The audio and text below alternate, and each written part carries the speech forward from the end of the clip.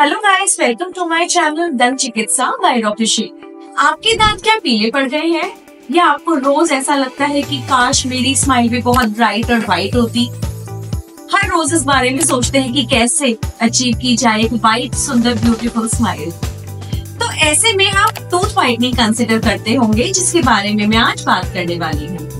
तो आज tooth whitening के मैं बेस्ट तरीके बताने वाली हूँ आपको, जिसमें हम होम केयर टिप्स भी डिस्कस करेंगे और इन ऑफिस भी, मतलब आप डेंटिस्ट के पास जाके आपके पास जो जो ऑप्शंस अवेलेबल हैं, जब आप डेंटिस्ट के पास जाएं तो आपको कुछ आइडिया हो कि आप क्या करवा रहे हैं, कितना टाइम लगेगा, क्या आप एक्सपेक्ट कर सकते हैं और किस केस में हमें करवानी चाहिए और नहीं करवानी चाहिए।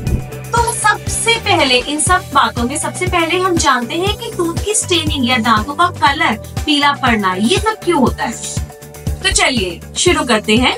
सबसे पहला रीजन तो बहुत ज्यादा एक्सेसिव चाय या कॉफी पीने की वजह से ओवर टाइम हमारे दांत स्टेन हो जाते हैं। दूसरा, एजिंग के साथ भी हमारा एनामल जैसे जैसे पतला होता है तो दांतों का कलर बदल जाता है, पीला या ग्रे या ब्राउन की तरफ चला जाता है। थर्ड रीजन है टोबैको यूज।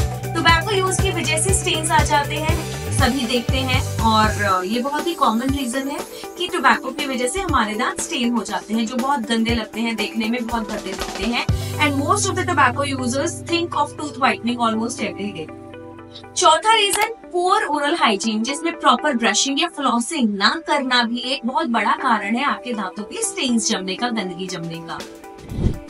जेनेटिक रीजंस, कई बार जेनेटिक्स की वजह से भी हमारे दांतों का कलर बहुत वाइट ना होकर येलो या ग्रे ब्राउन की तरफ चला जाता है। सिक्स रीजन, बनावट में इम्परफेक्शंस, जैसे कि डेंटिनोजेनेसिस इम्परफेक्टा, ऐसे भी कुछ कारण होते हैं जिस वजह से हमारे दांतों का कलर सूटेबल नहीं होता, सुंदर नहीं होता।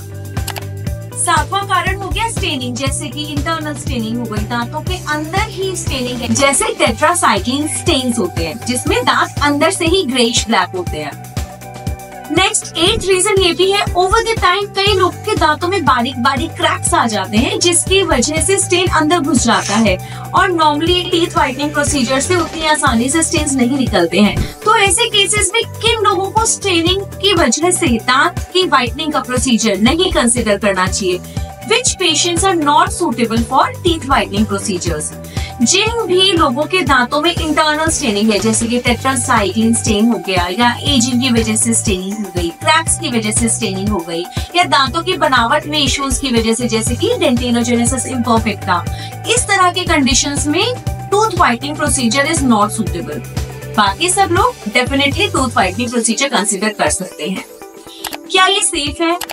हाँ जी, टूथ व्हाइटनिंग प्रोसीजर बिल्कुल सेफ है अगर आप एक अच्छे डेंटिस्ट के अंडर ये ट्रीटमेंट सेफली कराते हैं तो। चलिए अब डिस्कस करते हैं रेमेडीज पे। तो हम सबसे पहले डिस्कस करेंगे होम केयर रेमेडीज, फिर हम जाएंगे प्रोफेशनल रेमेडीज पे। होम केयर रेमेडीज में सबसे पहला सिंपल तरीका है, आप रोज ब्रश करिए, फ्लॉस कीजिए दिन में 2 बार, और आपकी हाइजीन भी अच्छी रहेगी और आपके दांत भी सुंदर बने रहेंगे। नेक्स्ट, जिनकी स्टेन्स आ गए हैं दांतों पे, तो सेकंड ऑप्शन आप ले सकते हैं बेकिंग सोडा और लेमन का पेस्ट बनाकर, जिसको आप अपने दांतों पे हल्का हल्का रब कर सकते हैं, पर ओवर यूज नहीं करना है। हफ्ते में 2 बार आप इसको यूज कर सकते हैं विदाउट अफेक्टिंग योर एनामल, आपको नुकसान पहुंचाए बगैर। थर्ड तरीका है natural, which is called coconut oil pulling. Coconut oil pulling कर सकते हैं, जिससे आपके दांतों की शाइन और हाइजीन भी अच्छी रहती है, और ये एक सेफ तरीका भी है। चलिए चलते हैं नेक्स्ट रेमेडी पे, जो है बेकिंग सोडा एंड स्ट्रॉबेरीज, या फिर baking soda and a pinch of turmeric. इसको आप अपने दांतों पे रब करके अपना नॉर्मल टूथपेस्ट कर सकते हैं, और ये भी आपके दांतों को ओवर टाइम आपका शेड इंप्रूव करने में हेल्प करता है। अगर इन किसी भी रेमेडी से आपको ठंडे गर्म की दिक्कत आती है तो आप desensitising mouth wash and toothpaste easily use कर सकते हैं। एक और तरीका है जो बहुत ही सिंपल और चीप है, जो कि है व्हाइटनिंग टूथपेस्ट, जो बहुत ही कॉमनली अवेलेबल है, जिसको आप यूज कर सकते हैं पर नॉट रेगुलरली। आपको ऐसे भी किसी भी टूथपेस्ट को यूज करने से पहले डेंटिस्ट की सलाह लेनी चाहिए और बहुत ही लंबे टाइम तक अवॉइड कीजिए यूज करना।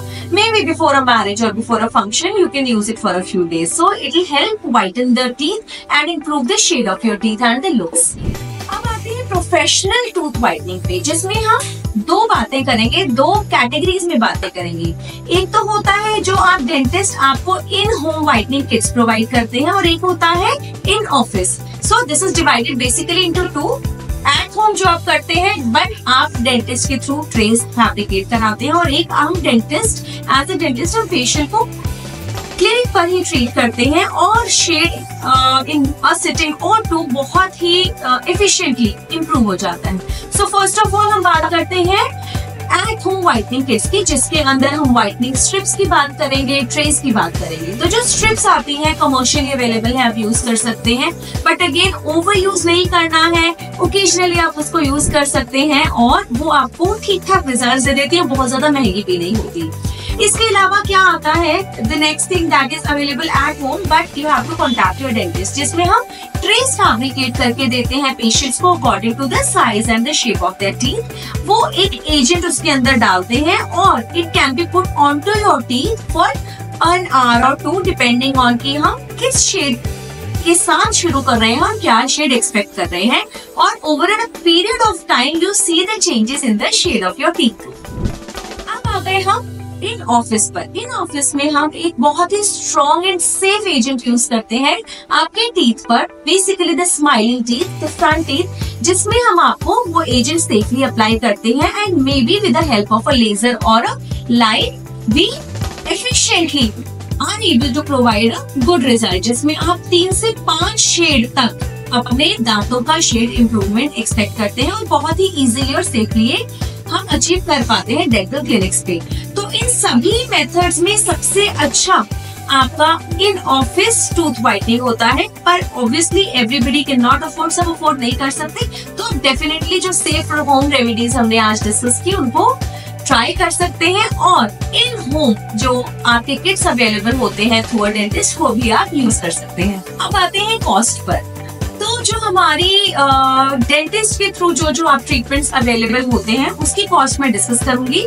जैसे कि सबसे पहले मैंने बोला व्हाइटनिंग स्ट्रिप्स आती हैं, वो 2 से 2,500 के बीच में अवेलेबल होती हैं नॉर्मली, तो वो आप यूज कर सकते हैं। इसके अलावा जो हमारी इन होम ब्लीचिंग किट्स या व्हाइटनिंग किट्स आती हैं जो आपको डेंटिस्ट प्रोवाइड कराते हैं, वो 5 से 7,000 के बीच में हो सकती हैं। एंड इन ऑफिस सेशन, इसमें क्या होता है, एक ही सेशन में हम 3 से 5 शेड जो इम्प्रूव कर पाते हैं, तो उसकी कॉस्ट लगभग depending on the kit, depending on your dentist very कर सकती है, पर 7 से 9,000 के बीच में वो एक सेशन आपको कॉस्ट करता है। This might take an hour, 1 घंटे के अंदर हमारा एक सेशन कंप्लीट हो जाता है। अगला सवाल है कि जो टूथ व्हाइटनिंग है ये कितना लास्ट करती है, कितना लंबा चलती है। तो दोस्तों ये जो टूथ व्हाइटनिंग प्रोसीजर है ये एक ऐसा प्रोसीजर है जिसको आप मेंटेन करते हैं। जैसे हम जिम जाते हैं तो हम अपना बॉडी को मेंटेन करते हैं, ऐसे ही टूथ व्हाइटनिंग एक ऐसा प्रोसीजर है जितना आप मेंटेन करेंगे उतने रिजल्ट्स इसके लंबा चलेंगे। तो आपको मेंटेन करने के लिए क्या क्या कर सकते हैं आप, एक तो आप रेगुलर अपनी हाइजीन रखिए, डेंटिस्ट को विजिट करते रहिए हर 6 महीने में। इसके अलावा regular brushing and flossing is required. चाय कॉफी थोड़ा कम, अवॉइड स्मोकिंग, टोबैको प्रोडक्ट्स जिस वजह से स्टेज जो बहुत बड़ा कारण है स्टेनिंग का, and follow the instructions if given by your dentist. तो दोस्तों ये थे बेस्ट वेज अपने दांतों को व्हाइट करने की। अगर ये वीडियो आपको अच्छा लगा हो तो प्लीज लाइक कीजिए, अपने फ्रेंड्स और फैमिली के साथ शेयर कीजिए और सब्सक्राइब बटन को भी प्रेस कीजिए एंड द बेल आइकन, ताकि ऐसी ही अमेजिंग वीडियोस हम आपके साथ शेयर करते रहें। तो मिलते हैं नेक्स्ट वीडियो में, तब तक कीप स्माइलिंग। थैंक यू, धन्यवाद, जय Hind. Signing off, this is doctor Shilpi.